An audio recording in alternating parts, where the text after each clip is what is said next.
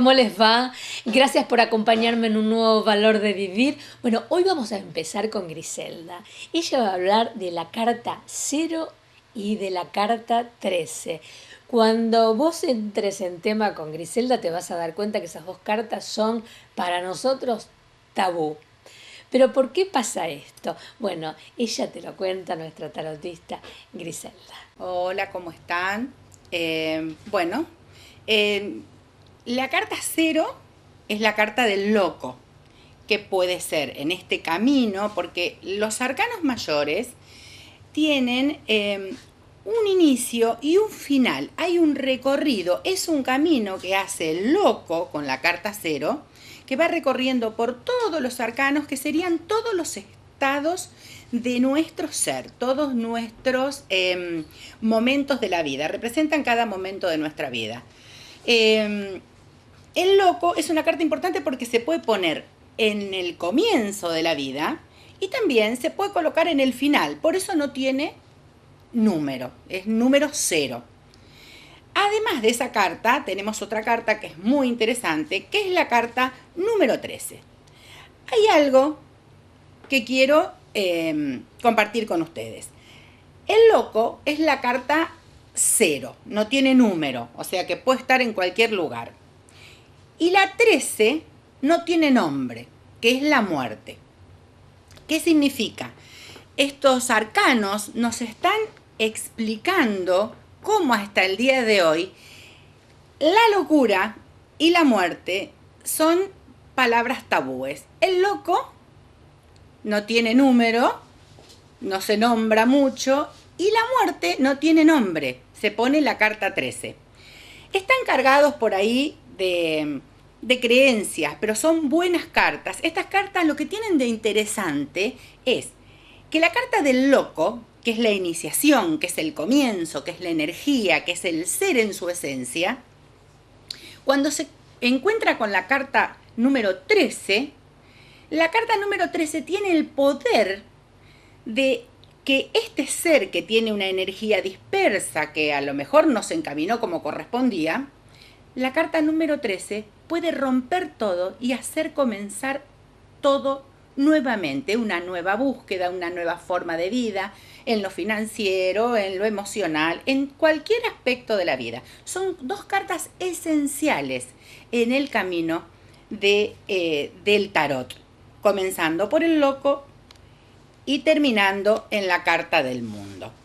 Otra es la introducción que para el próximo programa estoy haciendo, que es el camino del loco. El loco, a medida que va atravesando cada uno de estos arcanos, de estos símbolos, nos va enseñando cómo la muerte, o la carta número 13, según con qué otra carta aparezca, tiene un significado especial. El loco también tiene un significado especial según con qué carta aparece.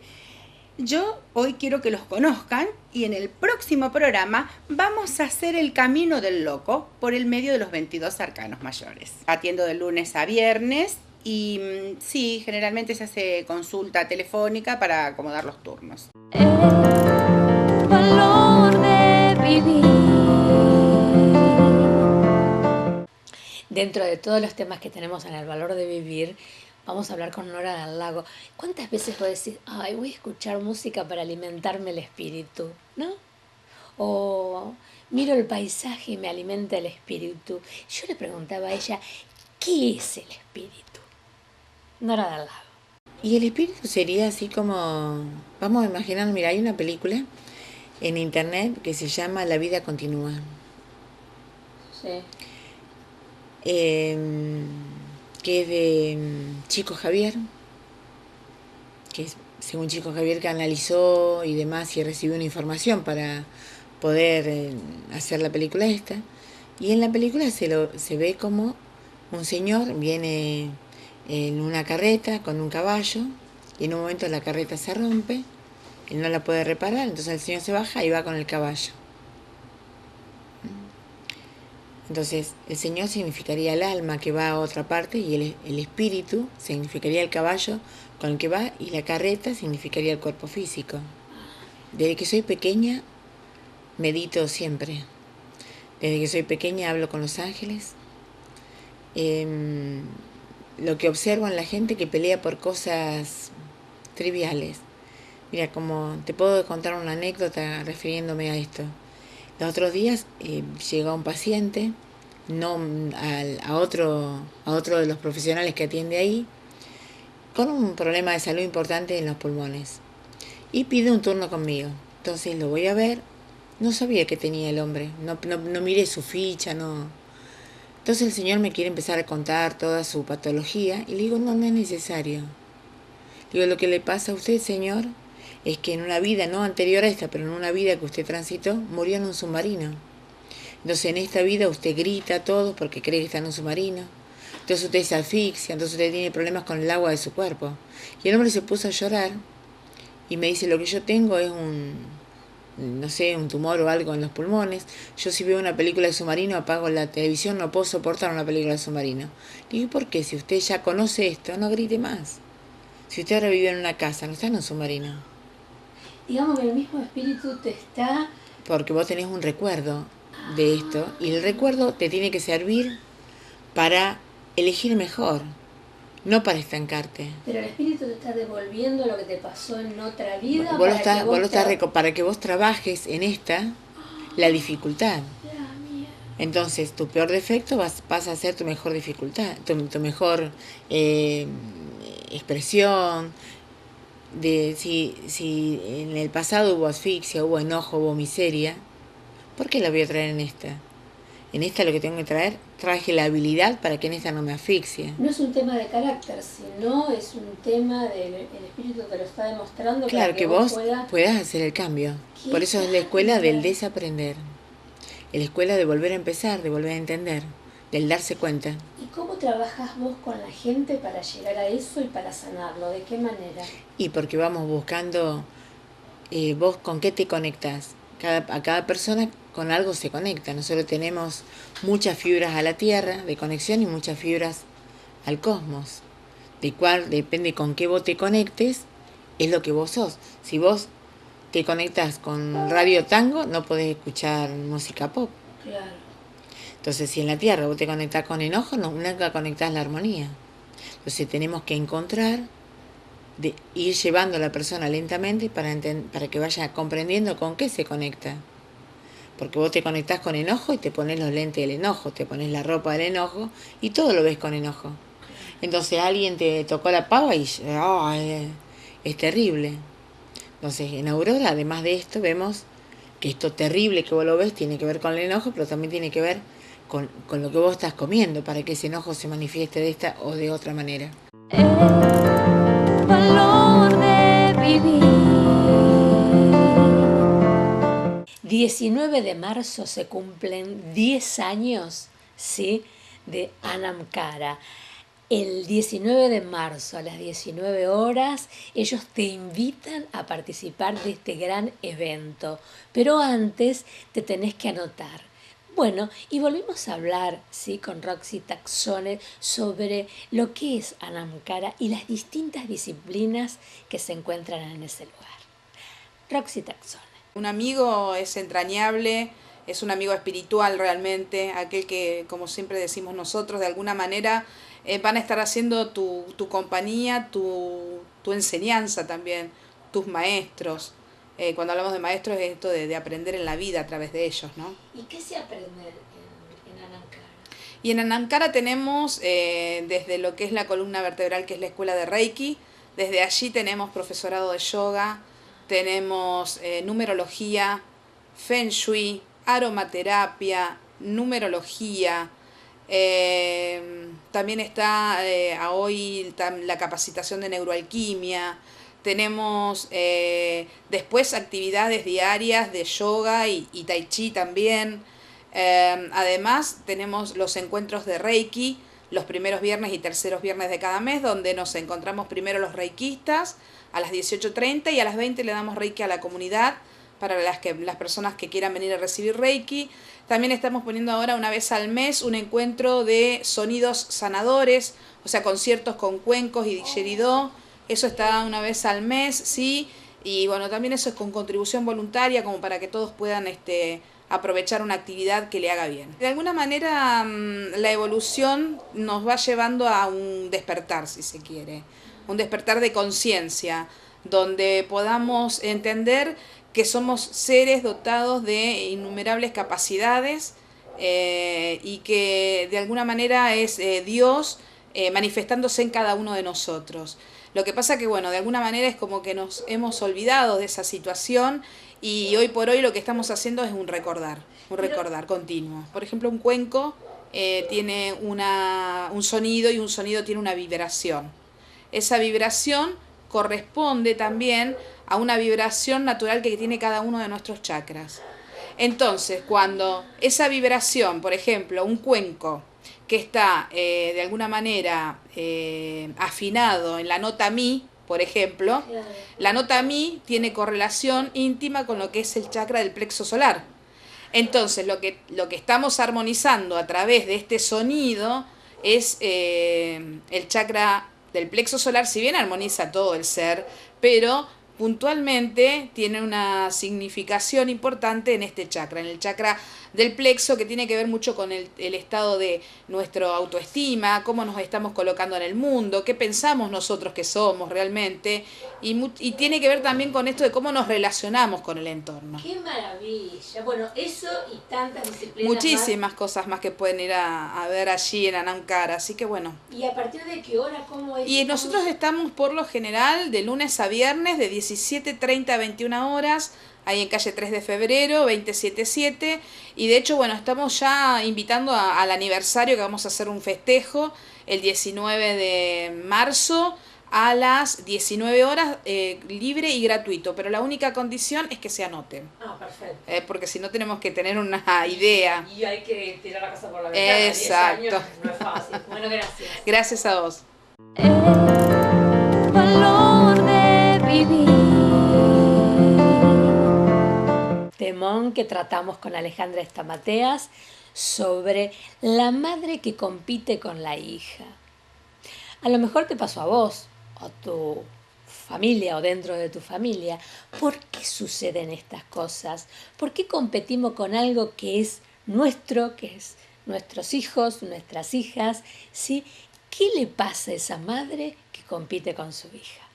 Mujeres argentinas, mujeres que hacen, y Alejandra Estamateas.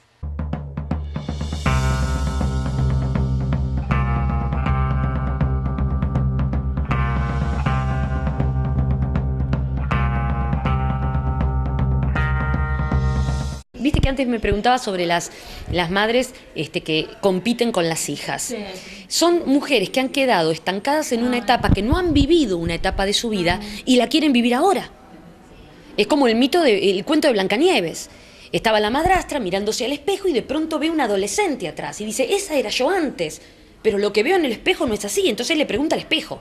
Viste que dicen que el espejo es lo que tu mamá te decía de chica con respecto a tu cuerpo. Claro. Viste, cuando te mirás al espejo, si te ves fea, porque tu mamá te decía, deja gorda, alargar los postres, vos sos una chancha. Y entonces ahora te repite eso el espejo. En cambio, si tu mamá te validaba, te decía, sos bárbara, sos re linda, sos hermosa, vas a lograr muchas cosas, eso es lo que ahora te devuelve el espejo. El espejo es como la representación, dicen. Entonces, ¿qué le pasa? La madrastra empieza a preguntarle al espejo. Y le dice, espejo, espejito, ¿quién es la más linda del reino? El espejo siempre le respondía que era ella. Pero un día, cuando estaba la adolescente atrás, le dijo, no sos vos, hay otra que es más linda. ¿Y ella qué asocia? Belleza con juventud. Generalmente, como yo te decía antes, que tenemos esa incapacidad emocional a veces, ese analfabetismo emocional, y que no hemos madurado, no hemos crecido en muchas áreas de nuestra vida. Entonces, porque vos fíjate, yo que veo mujeres desde el más alto nivel, de todos los rangos hasta el más bajo, esas mujeres que por ahí no tienen estudio, no tienen dinero, no tienen nada, la han pasado mal, pero sin embargo emocionalmente las crisis son iguales. Una tiene dinero para ir al shopping, la otra no tiene nada y camina sin zapatillas, pero la crisis emocional es la misma, porque ahí es donde está, ahí es donde tenemos que crecer.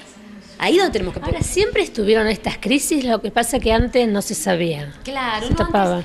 Antes no había todo este movimiento que hay ahora, de que la mujer se conozca, de el autoconocimiento, no había. Ahora, ¿por qué Si hay tanto autoconocimiento, ¿por qué hay tantas niñas violadas, tantas mujeres, tantas niñas adolescentes embarazadas?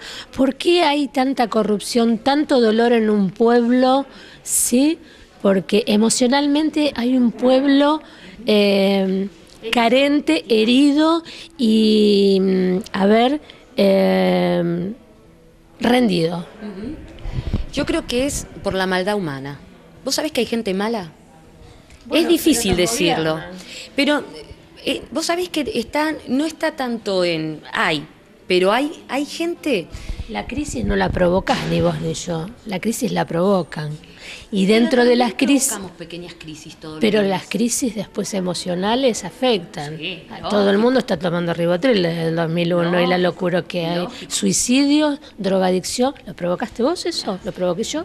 Pero lo provocamos entre todos.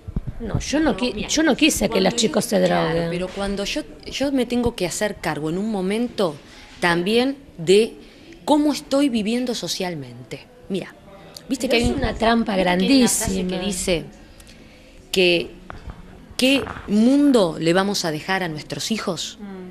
Bueno, hay que cambiarla esa frase y decir, ¿qué hijos le vamos a dejar a nuestro mundo? ¿Cómo estamos educando a nuestros hijos? ¿Cómo los estamos criando? ¿Con qué conceptos? ¿Con qué valores? Eso es muy importante. Y esto no quiere decir volver a los valores de atrás, porque los de atrás dieron el resultado de nuestras generaciones. O sea, que no es lo de atrás. Cada generación va a tener un dolor. Exacto, no Claro. es lo de atrás. Es ver cómo yo en el lugar donde estoy puedo hacer el mejor momento de mi vida y ese mejor momento de mi vida donde yo soy feliz, también los demás son felices. Valor de vivir. Increíble muchas veces cómo se va dando los temas uno con otro, cómo se relacionan. ¿Y por qué digo esto?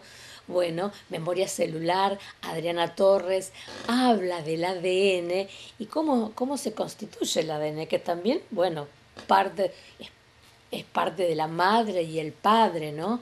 Y a veces suceden cosas porque vamos arrastrando, ¿sí? De nuestros antepasados, de nuestros padres.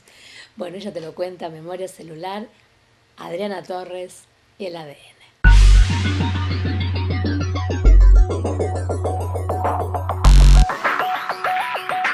Si hablamos de memoria celular, tenemos que obviamente referirnos al ADN, porque es el ADN un almacén de información, un reservorio de hologramas vividos, y nuestro ADN se ha ido conformando con el campo emocional de mamá y papá, decíamos en los programas anteriores. Y acá hay que tener presente esto, ¿no? Si el ADN se ha ido conformando con el campo emocional de mamá y papá, entonces, ¿qué hay de la vieja teoría en donde los genes son los responsables de nuestra biología? Y Bruce Lipton demuestra que si el ADN se va reprogramando y se va conformando con el campo emocional de nuestros padres desde 9 meses antes de nuestra gestación, pensemos qué les estaba pasando a nuestros padres 9 meses antes de que nos formamos. Pensemos qué pasó en la etapa intrauterina mientras estábamos en la panza, si hubo conflictos sociales, si hubo conflictos culturales, si hubo conflictos económicos, de relaciones, engaños, muertes de familiares, problemas que pueden suscitarse como en toda familia, ¿no? Entonces, nuestro ADN no responde solamente a la parte proteica heredada, color de pelo, color de ojos, la piel, si somos altos, delgados, tendencia a ser gordos o ser flacos. Toda nuestra biología responde a algo mucho más importante, que es a ese mundo de vivencias y de circunstancias y, por supuesto, de las creencias de las cuales nos fuimos nutriendo. Entonces, si nosotros nos hemos nutrido en una familia en donde las creencias eran no te podés alejar del seno materno y paterno porque estás en problemas. obviamente esa persona va a tener grandes posibilidades de fracasar en los intentos de querer salir al mundo del trabajo, a la calle, todo lo que va está en riesgo su vida si sale del entorno familiar. ¿Y hasta qué punto son importantes? Son importantes hasta el punto de que están comandando nuestra vida y nuestras acciones. Entonces, cuando a nivel consciente nos damos cuenta, y claro, a mí me decían esto, pero yo tengo que ser más inteligente que esta creencia y yo la desecho, la descarto. La descartamos en un plano consciente. Pero resulta ser que en el plano inconsciente esa creencia está guardada en nuestro ADN y desde ahí está comandando. Entonces, cuando somos rebeldes a los lineamientos de nuestros viejos y queremos hacer lo contrario a lo que ellos nos formaron y queremos hacer otra cosa, ocurre que nuestro cuerpo nos pasa facturas, o con lo físico o con lo emocional. Y en Memoria Celular siempre decimos una frase que es muy graciosa, responde a la frase del tango: la historia vuelve a repetirse. Entonces, nuestra vida está comandada por nuestras creencias y por todo lo que hemos ido acumulando a lo largo de nuestra vida, aún habiendo querido ser rebeldes a esas creencias. Y este es un punto muy importante, porque hay gente que dice, no, eso eran mis padres, yo pienso esto, totalmente distinto a ellos. En mi familia no se hablaba de sexualidad, yo con mis hijos hablo de sexualidad. En mi familia sí o sí había que conformar una familia casándose por este estamento, este y el otro, y yo fíjate todo lo que hago distinto. Pero en definitiva, todas estas creencias están guardadas y a la hora de disfrutar de nuestra vida y de ser felices, seguimos respondiendo a esos patrones que están guardados. Entonces, por más que nosotros queramos hacer las cosas distintas, la historia, como dice el tango, vuelve a repetirse. En el curso van a aprender y transitar un camino maravilloso. Por ejemplo, a borrar esas creencias que son realmente dolorosas, esos viejos paradigmas que hemos heredado y que no nos dejan ser plenamente libres y felices. El 18 los espero en el curso. El valor de vivir. Llamaron muchísima gente a la producción del programa por estos conflictos que se suceden en los consorcios. Si vos vivís en un edificio, como lo vengo diciendo miércoles a miércoles, bueno, acá hay un lugar, una persona que te puede aconsejar de todos los conflictos que se viven en un edificio, los problemas que vos tenés con el administrador, bueno, tantísimas cosas que pasan en ese mundo, que bueno, si vos lo tenés, acá tenés al ingeniero Lagrange que te puede dar una solución y te cuenta parte de todos esos conflictos, ¿qué se puede hacer? El ingeniero Lagrange. Acá cuando hablas de la práctica de tráfico de influencias para obtener representaciones de copropietarios para las asambleas y así lograr mayoría. Sí, conveniente para sus objetivos. Porque se les ocurre algo. Por ejemplo, quieren poner algo porque está de moda. Poner cámaras en los porteros. Los porteros son eléctricos normalmente en un edificio, se toca timbre, ¿quién es? Soy tal. No, poner la cámara para verlo, por ejemplo. Eso no hace a la seguridad ni hace a nada. Es un berretín que tienen algunos. Bueno, o un negocio. No, después, y a lo mejor no lo tienen ellos, pero le dan servido al administrador si es un hombre o una mujer que no tiene sus principios muy bien formados y en práctica, realmente ellos se sienten que han hecho algo muy importante, el administrador los hace sentir, o el administrador los hace sentir muy, porque bien, y ahí está la sobrefacturación, por ejemplo. Estoy hablando de un tema menor y demás, pero hay un sinfín de actividades que se pueden decir. Para satisfacer el ego de ciertos consorcistas, el administrador aprovecha y bueno, y ahí están las irregularidades. Manipulador. Los administradores, muy buena definición. En realidad, de aquí en más, te la voy a robar. Hay administradores que son grandes manipuladores del consenso de los consorcistas. Ejercer abuso de autoridad, que no solamente es decir esto se hace así, ¿no? Sino convencerlos y demás a través de sus subterfugios, de los subterfugios que puede utilizar para hacer cosas siempre en beneficio propio. Ejercer abuso de autoridad arrogándose o aceptando funciones exclusivas del administrador que son indelegables, es decir, el administrador todavía le da a esos malos consorcistas, podemos denominar así, o vos le diste otro título muy importante, muy lindo, bueno, a esos consorcistas le da ciertas prerrogativas, le da ciertas libertades en nombre, para que actúen hasta en nombre del administrador. Es muy frecuente que suceda eso. Muy frecuente. Y aunque no sea, digamos, manifiesto, el administrador sabe que tiene a esos incondicionales para proceder al abuso de autoridad. Bueno. ¿No contestar correos o notas? O notas de copropietario con algún reclamo o denuncia, sí. Los administradores, es una irregularidad más que frecuente. Y ahora, pero los consorcistas tienen una herramienta muy importante que es el correo electrónico. El correo electrónico ahora se ha determinado que es una herramienta legal para exhibir como prueba, es decir, prácticamente como una carta de documento. Los consorcios tienen que ser una pequeña comunidad organizada.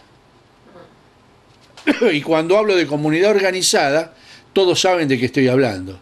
Quienes han estado y están a favor de una comunidad organizada y quienes no. Es decir, los que queremos una comunidad organizada tenemos que cumplir con el ordenamiento establecido para poder progresar. Ignorar las necesidades y opiniones de los locatarios. Si bien los locatarios no tienen un poder de resolución, si no tienen dije poder, y si el propietario le da un poder para que puedan actuar en su nombre, ya tienen el poder. Pero estoy hablando de un locatario que se queja por alguna cuestión.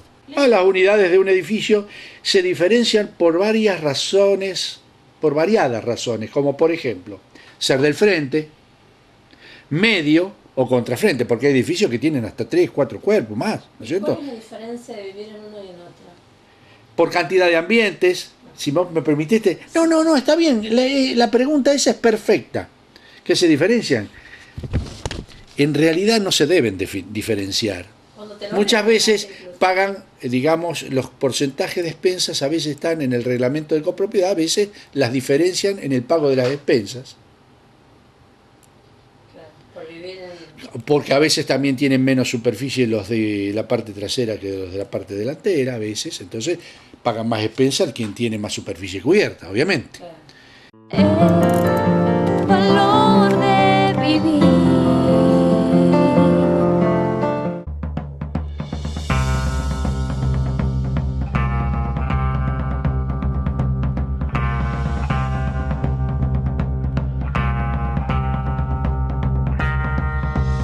Las carreras estas terciarias son tecnicaturas. ¿Qué quiere decir? Que son del ámbito de la educación superior y tienen y cumplen los requisitos de lo que es el título entregado por resolución ministerial a nivel superior.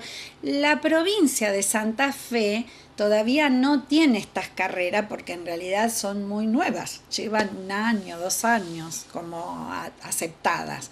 Pero nosotros hemos hecho un buen convenio con el Instituto de Enseñanza Superior número 1, que da la titulación y que bueno, ellos tienen un montón de carreras de las cuales nosotros damos estas 2. La tecnicatura en psicología social es una formación que te capacita para poder coordinar y establecer políticas sociales públicas en los grupos. Por ejemplo, acá en Rosario, ellos te consideran ese título para ciertos, ciertas funciones dentro de la municipalidad. No obstante, eso, está como difundido en el psicólogo social, está difundido en muchos ámbitos porque, ¿por qué? Vamos a hablar de la fundamentación. El ser humano ha crecido totalmente en un montón tiene internet, tiene toda la parte electrónica. Podríamos alimentar 5 planetas, no solamente esto, si administráramos bien los recursos. y no usa su inteligencia, no se pone de acuerdo con los demás, relacionalmente nos peleamos los unos con los otros y no podemos ir juntos, lo ves en una familia, lo ves en un grupo de club, lo ves en la escuela, lo ves en los lugares de trabajo, se lo mezcla todo con una especie, y discúlpame el término, pero es una especie como de politiquería barata, que en realidad lo único que hace es mostrar las rencillas más viejas que tienen de enfrentamiento los seres humanos. ¿Pero a quién le sirve eso? Entonces, hay un ámbito de los esfuerzos por mejorar nuestra relación humana y por mejorar el mundo de funcionamiento de los grupos humanos en la sociedad, que es la carrera del técnico superior en psicología social. ¿No es cierto? Para integrar, porque decimos inclusión, sí, pero ¿cómo lo hacemos? Porque no es dando plata. Hay que integrar, hay que entenderse, hay que dialogar, hay que comunicar. Entonces esa carrera tiene todos esos, digamos, componentes donde se estudia el comportamiento del ser humano en los grupos, el comportamiento polarizado, el comportamiento del entendimiento, el modo de comunicación verbal, no verbal, y te da las herramientas y te capacita para poder estar al frente, coordinar programas, ¿no es cierto?, referidos a los grupos sociales. O sea, el factor humano, que es a lo que Fundación Tendrel digamos, da sus propuestas. El factor humano está presente en todo, no podría ser nada del sistema social ni de lo construido, no existe si el factor humano no está presente. Pero el factor humano así puede posibilitar como puede limitar y destruir. Lo sabemos todos eso. Entonces, a nivel individual, nosotros podemos hacer mucho por nosotros como para volcar a la sociedad, pero también hay una red, unos campos de fuerzas, esto como ahora entendemos mucho mejor con las teorías cuánticas, ¿no? En la psicología lo hablaba Jung, que son los arquetipos colectivos, que son los modos en que las sociedades se van relacionando como matrices de relación, en donde también podemos influir, allí también podemos estar, y sería fantástico que surja la vocación para eso. Hemos trabajado mucho para que estas tecnicaturas hace 2 años pudieran estar. Entonces, yo creo que vale la pena trabajar en el desarrollo del ser humano. ¿No es cierto? Así se van a desarrollar los pueblos y se van a desarrollar no solamente en ver solo lo material, sino también en los potenciales humanos más valiosos que tenemos.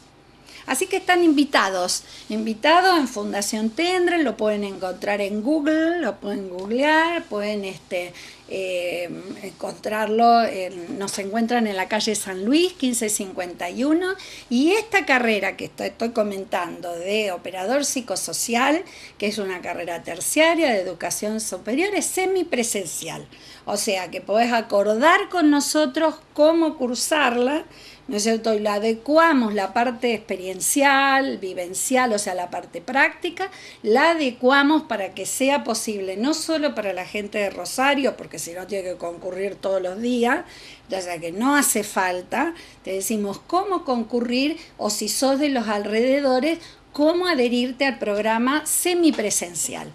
El valor de vivir. Me encanta porque en el valor de vivir tenemos tantas voces, ¿no? Porque a veces uno dice el valor de vivir, pero pasa por todos lados, por tener una ciudad limpia, por tratarnos la boca, que esté en condiciones, porque a partir de ahí también vamos a tener una calidad de vida, ¿no? En distintas áreas que venimos trabajando con este programa, siempre está lo mismo. Tener una calidad de vida, ¿sí? Por eso hoy la doctora Alicio sigue hablando, ¿sí?, de este mundo que es la boca, y hoy va a hablar de la mucosa bucal. Con Alicia.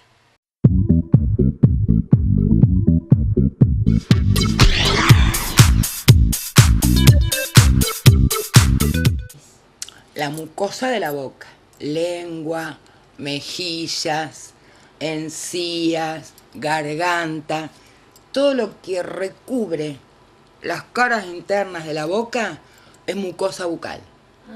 La mucosa bucal es un tejido sometido a calor, humo, picante, a un montón. Todo lo que introducimos en la boca, que tomamos, comemos y tragamos, la mucosa está expuesta. ¿Y Entonces, cuando nos ahogamos con la saliva, qué es eso? Pero no, esto- es que estamos hablando atolondradamente y en vez de ir por el conducto que tiene que ir, va por el costadito. Ah, no Entonces, tiene nada que ver con lo que no, estás hablando de la no. mucosa. Ah. es como que un atondrolamiento de aire y comida. Pero la mucosa se enferma con fumadores, por ejemplo. La pipa, el cigarrillo, el hecho de que un elemento tóxico vaya permanentemente a un lugar de la mucosa puede generar enfermedades del tipo de la leucoplasia, el líquen, que son enfermedades donde la superficie de esa encía empieza a ponerse blanca o roja o enrojecida, arde, molesta.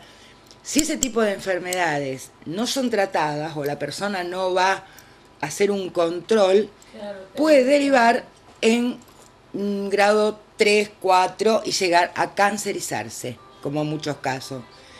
Otro tipo de patologías que pueden aparecer es una gingivitis crónica, una gingivitis úlcero-necrotizante.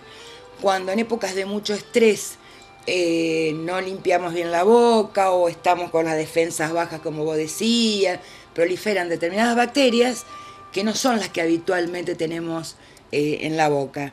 Y ahí se produce como una inflamación de la encía, se produce una especie de forúnculo de pus, que es la guerra entre nuestras defensas y el bicho que se mete, la bacteria que se mete. O otro tipo de patología, como creo que ahora va a ir apareciendo, que es lo que se llama un mucocele. Por ejemplo, a veces en una separación entre un diente y otro, la gente juega, se chupa el labio o hace como una succión en determinado lugar de la lengua o de la mucosa en alguna parte. Ese succionar en alguna partecita, o a veces aunque no lo haga voluntariamente, el apoyar y apoyar en un lugar donde hay un diente roto, una separación, mucho sarro, una obturación mal hecha sin pulir, hace que la permanente el desgaste tapa o agrede lo que es el conducto de una glándula salival y puede estar o en el piso de la boca debajo de la lengua o puede estar en alguna de las glándulas salivales que tenemos, en labios, mejillas, parte superior y paladar también. O sea, no es que tenemos solamente glándulas salivales en estos sectores de acá. Hay pequeñas glándulas salivales en todo el interior de esa mucosa de la boca. Qué mundo que es el de la boca, ¿no? Increíble, increíble. Cuando se tapa una de esas glandulitas, el conductito es como que se obstruye y no le permite salir a la saliva. Entonces se va como acumulando hacia adentro y se produce una bolita. Esa bolita, si vamos a lo que es una cirugía común, con bisturí, con corte, ya sea de tipo traumática por chupar o morder, o porque se tapó una de estas glandulitas salivales, es más complicada la cirugía. En vez, el caso de una paciente, que ahí lo pueden ver, un volumen muy grande, hace años, tenía miedo, se lo estirpé en los 2 minutos, la extirpación, por medio de la fibra óptica del láser, es rapidísimo, cicatriza en el momento, no hace falta poner puntos. O sea que simplemente voy al interior de lo que es la cavidad, le destapo el conductito, por supuesto con un poquito de anestesia local, ya sea tópica o una mínima dosis, y cicatriza, prácticamente el paciente se va con la lesión cicatrizada. ¿Y qué consecuencias puede traer si el paciente lo deja como diciendo, no, yo voy a pasar, Y que el quiste aumente de tamaño, que se infarte una de las glandulitas, deje de funcionar, crezca mucho más. O sea, todo lo que se deja se agranda, atrofia más tejido y produce mayor daño. El valor de vivir. Gracias, Connie.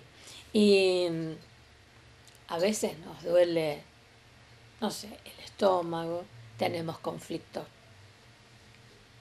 con los riñones, ¿sí? Te duele la espalda Entonces vos qué haces, te tomás una pastillita. Pero ¿qué pasa? Cada órgano es un conflicto. María Esther Pedroni te cuenta.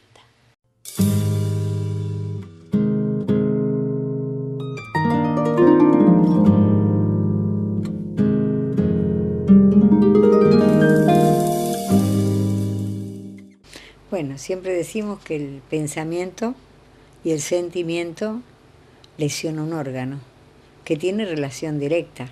Por ejemplo, los riñones con la ira, el estómago con las emociones. ¿El riñón no es parte de los miedos? Aparte. No sabía que era... Sí, y la ira también, miedo e ira. Todas esas cosas cuando nos ponemos mal, el estómago, por ejemplo, con las emociones que... Vos fíjate que uno a veces va caminando por la calle y encuentra una persona que hace mucho no ve y le da emoción agradable. ¿Qué sentís primero? Una revolución en el plexo, en la boca del estómago. Claro. Te está indicando la emoción que sentís. Lo mismo pasa si una persona con la cual la ves y no querés verla, porque te recuerda cosas que te han dado amargura. Te da ganas de seguir disparando y te hace un nudo en el estómago. Entonces la gente dice, se me hace un nudo en el estómago. Me late el corazón, me palpita el corazón fuertemente. Bueno, las emociones se transmiten al cuerpo y lamentablemente, o por suerte, cada órgano tiene un significado. A lo largo del tiempo, cuando vos adoptás una modalidad de vida y una forma de ser, es como el martillo que golpea en el yunque. Tanto golpear y golpear y golpear y golpear, bueno, termina con un problema de enfermedad. ¿Pero es una modalidad de vida, como usted dice, o es el temperamento de la persona? Mira, ¿sí? todo se puede cambiar. Depende... A ver, nosotros, la gente por lo general dice, pero yo soy así. No importa que sea así, pero si empezás a estudiar sobre las emociones, darte cuenta de lo que pasa con las emociones en tu cuerpo y te pones de a poquitito el propósito de ir cambiando, vas cambiando. Claro. Todos podemos cambiar. El tema es que tengamos la conciencia y es un trabajo, es una tarea con uno mismo. Por eso dicen, ¿no? Si el viejo pudiera y el joven supiera, los años te dan sabiduría. Y si en eso pasar de los años vos estás en un estudio permanente, aprendiendo a vivir de una manera distinta, lógicamente los cambios están y la sabiduría crece y la evolución se produce. La evolución se produce por planos cada vez más altos. Yo les digo siempre a mis chicos que es como si tuvieras una cuerda arriba de la cabeza y volvés y vas. Y a medida que va creciendo esa antena, digamos así, que está en el universo, crece. Y ahí creces vos con la antena. Entonces uno empieza a enfocar los problemas de distinta manera, a ver que los problemas no son problemas, sino que son formas de poder avanzar en el conocimiento de la vida. Que las cosas que te pasan, bueno, bendito sea lo que me pasa porque crezco, porque aprendo. Claro. La gente se queja. Y la queja es una mala consejera. Claro, y cada órgano le va a determinar lo que le está pasando, claro. En qué situación, aunque diga yo soy así. Bueno, claro, yo soy así, no. A ver, ¿cuál es tu problema? Bueno, vamos a tratar de modificar esa conducta. Es como aquel, por ejemplo, fíjate vos, nosotros tenemos un gráfico que enseña perfectamente el tema, ¿no? Cuando una persona se enoja, hay una elíptica, sube. Y ahí para. Si vos hablas en el momento en que eso está ahí en el fragor, es un problemón, porque no se entiende a nadie. Si vos callás, no te pones de frontón, no respondés a la agresión allá arriba, y baja, cuando baja y pasó una media hora, la respuesta del que estaba allá arriba no es más la misma. Porque si pudiera quedar media hora en esa situación de enojo, le explota el corazón. Entonces, ¿qué pasa? Nunca hay que hablar cuando hay fragor de la discusión. Uno solo no puede pelear, para pelear y discutir se necesitan dos personas. ¿Sí? Entonces, si uno sale de la escena, el otro va a respirar hondo, va a decir cosas, se va a desahogar. Pero como el otro no está de frontón, como la pelota que va y vuelve, ya está. Entonces, cuando ese fragor de la lucha cesó, se puede sentar a hablar y se puede dialogar, sin permitir el enojo, sin permitir la agresión. El valor de vivir.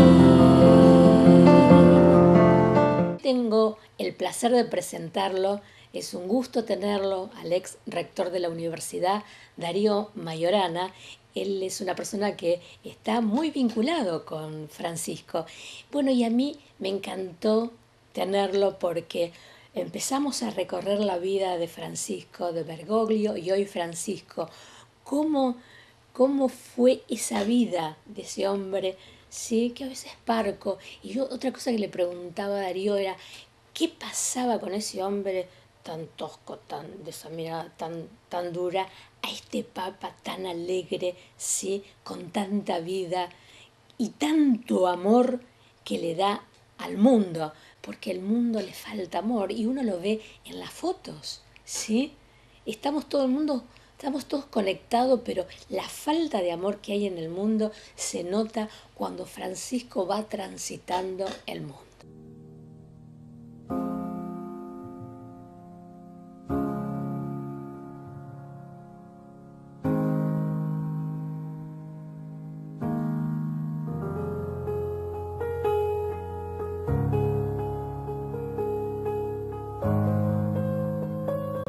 Yo lo conocí a Bergoglio hará, ¿cuánto? Hará 6 años, por allí más o menos. Y era muy serio, muy circunspecto, escuchaba mucho, hablaba, por supuesto, pero siempre con un estilo muy pausado, muy observador. El Papa es... A ver, vos reconocés obviamente al cardenal como era, pero es muy distinto a como era como cardenal. Es mucho más abierto en el sentido del trato y demás. Bueno, por otro lado, es muy distinto a los papas últimos que hemos visto, quizás muy cercano a Juan XXIII, ¿no? Al Papa Roncalli, ¿no? Lo llamaban Juan el Bueno porque también tenía esas actitudes de mucha cercanía, ¿no? Claro. Todos recuerdan que Juan XXIII, cuando fue electo papa, una de las primeras cosas que hizo fue revolucionar el Vaticano porque iba él a las oficinas, hablaba con la gente, lo saludaba, etcétera, etcétera, ¿no? Para los que somos creyentes, el Papa es electo en el cónclave de los cardenales por inspiración del Espíritu Santo, digamos, ¿no?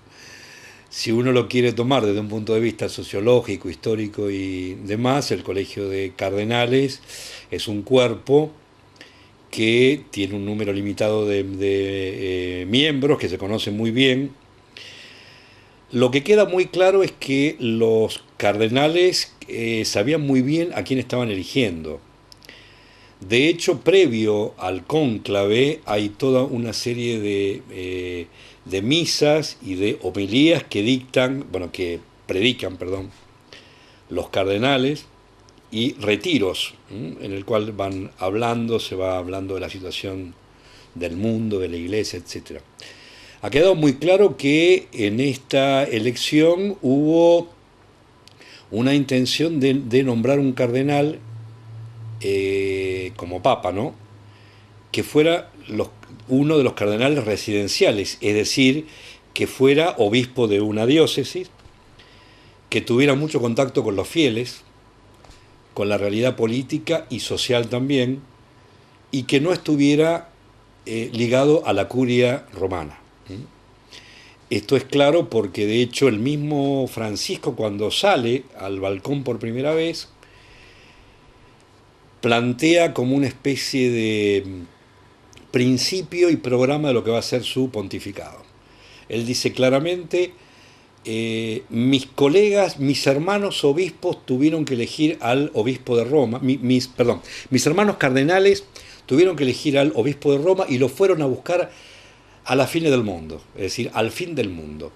Esto queda claro que él rescata la colegialidad, es decir, el Papa es el primero entre varios, alejado de lo que era un poco la concepción de Juan Pablo II, en el sentido de que el Papa era la autoridad máxima, fundamental, etc. Francisco vuelve al Concilio Vaticano II a revalorizar el concepto de colegialidad, digamos, de dirigir la iglesia conjuntamente con los hermanos cardenales y obispos fundamentalmente. Lo fueron a buscar al fin del mundo, es decir, que buscaron un pastor que no estaba en la centralidad del mundo y, como dije, alejado de la curia. Y después, en el balcón, después de plantear una serie de cosas, el Papa, muy cercano al Evangelio, dice: yo soy su pastor y los voy a bendecir. Pero antes me voy a inclinar para que ustedes como pueblo me bendigan. Es decir, una actitud teológica absolutamente cercana al Evangelio, despojada de todo lo que es accesorio en tanto los ropajes litúrgicos, el balcón, etcétera, etcétera, etcétera. El Papa lo que dice como programa es: yo soy pastor y necesito que recen por mí y necesito que el pueblo me bendiga. Yo voy a guiar, pero necesito del pueblo también. Cuando dice rezan por mí, ¿no? Es exactamente lo mismo. Eso es un programa teológico, pastoral, y de alguna manera lo que está planteando es esto: volvamos a la esencia del mensaje de Cristo. Por eso muchas veces, si bien el Papa desde el Concilio Vaticano I y todo es el que es infalible en materia de dogma, etcétera, etcétera, muchas veces el Papa no contesta. Cuando le dicen tal cosa, dice: ¿yo qué tengo que decir sobre eso? Es que yo creo que este Papa tiene la picardía, en el correcto sentido del término, del pastor que ha tenido mucho contacto íntimo con los fieles, con el alma humana, con los problemas, con los pecados, con los propios pecados también, porque de hecho acaba de terminar los ejercicios espirituales junto con toda la curia, es decir, juntó a todos los obispos, los cardenales, los puso en un ómnibus y dijo: vamos a meditar y a rezar. Es decir, se los llevó de muy ignaciano en el sentido de los jesuitas, ¿no? De hecho, el primer papa jesuita de toda la historia. Por eso digo que es un papa que ha tenido experiencias fuertes, no es un revolucionario en el sentido de, pero dentro de la moderación, plantear una vuelta a la simplicidad y al Evangelio es revolucionario, y más en este mundo en que, como dice el Papa en la encíclica Laudato Si, todo es inmediato, todo es consumo, todo es ya. Lo que está planteando el Papa es: paremos un poco, el tiempo es distinto. En el mundo que me quiero bajar. O paren el mundo para ver otra cosa. Es decir, cuando él plantea: muchachos, veamos al que está al lado, cuando él plantea: veamos a los refugiados, cuando él plantea: consumamos menos, lo que está planteando es algo que viene de los padres de la Iglesia, de San Juan Crisóstomo, de los padres orientales, todo lo demás, cuando decían: las perlas o las joyas de tu collar están conseguidas con la sangre de los obreros y los trabajadores. Es decir, hay acá un mensaje muy claro de vuelta a las enseñanzas de Cristo. La revolución que está planteando el Papa, revolución, digamos, porque estamos asimilando términos, es la de la conversión interior. Es decir, lo que él plantea es: no consuman, pero fundamentalmente conviértanse. En esta catequesis que viene planteando desde, digamos, en la Cuaresma, que es donde estamos ahora, ya próximamente tenemos el Domingo de Ramos y luego vamos a tener la Pascua. El Papa plantea la conversión, plantea: escuchemos a Cristo, escuchemos el mensaje del Evangelio, escuchemos al hermano que está al lado. Y además él, vuelvo desde la picardía del pastor, plantea mensajes muy claros. Por ejemplo, en México se le abalanzó un chico y lo agarró, y él lo amonesta, en lugar de putearlo, como todo era puteado, le dice: no seas egoísta, le dice, ¿no? En el sentido de me estás agarrando para tenerme vos, y eso es egoísmo. Es decir, no es que nosotros acá hubiéramos puteado, hubiéramos hecho barbaridades. Él lo amonesta y le dice: no seas egoísta, ¿no? Hay muchos religiosos que, de todas las confesiones, que con la excusa de tener la verdad, no escuchan al otro. Eso es lo que el Papa plantea. Por eso que yo hablo de la picardía del pastor que se ha enfrentado o que se ha fogueado con el diálogo y con la frecuentación del fiel, de las personas, etcétera, etcétera. Lo que hace ahora Francisco, el hecho de estar en Santa Marta con todo el mundo, de vivir en comunidad, de salir y de, cuando sale de dar la misa en la parroquia de Santa Mónica, que está en el Vaticano, espera a los fieles en la puerta y los saluda. Ese Francisco se nutre del cardenal y del cura que aprendió en circunstancias muy distintas a las que plantea estar en Roma. El valor de vivir. Gracias por acompañarme. Nos vemos el domingo a las 8 de la mañana. Como te digo siempre, desayunamos juntas, juntos, con mate, con bizcochitos y con el valor de vivir. Gracias.